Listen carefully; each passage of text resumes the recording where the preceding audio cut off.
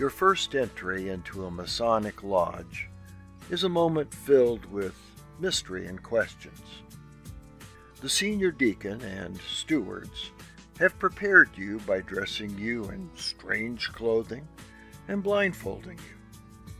You find yourself wearing, perhaps in some form of ominous symbolism, a rope around your neck. You enter the lodge in darkness, and from that very moment, though you are blind, some things immediately begin to come to light.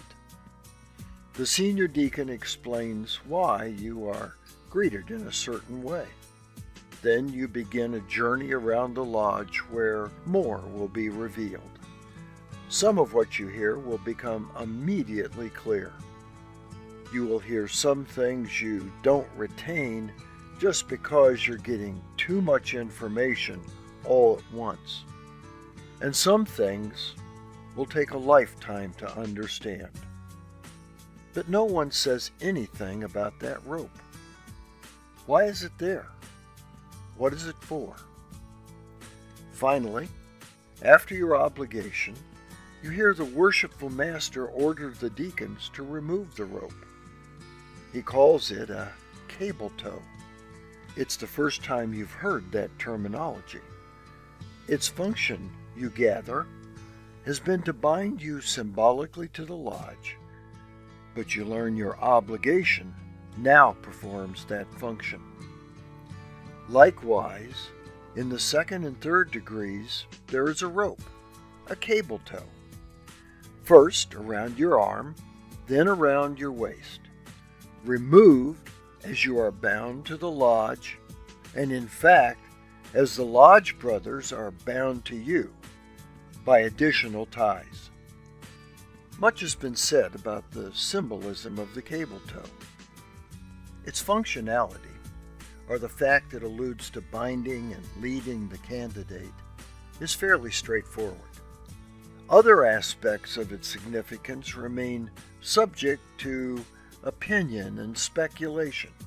Some have compared it to an infant's umbilical cord, especially in the first degree before you become a brother, inasmuch as it symbolizes a lifeline between the candidate, a Masonic infant, and the lodge.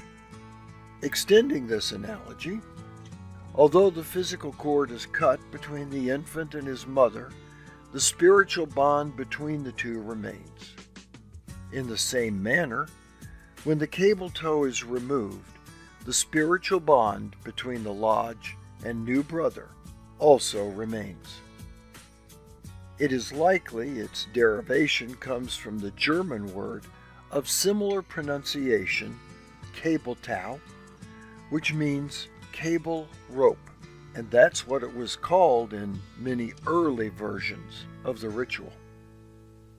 We hear much about the length of one's cable tow, and much symbolism is applied to that terminology. Those same old rituals often define that length as 3 miles, possibly representing that distance from the lodge within which a brother was required to attend meetings. Other commentaries, I might add, set that length anywhere from 15 inches to 15 miles.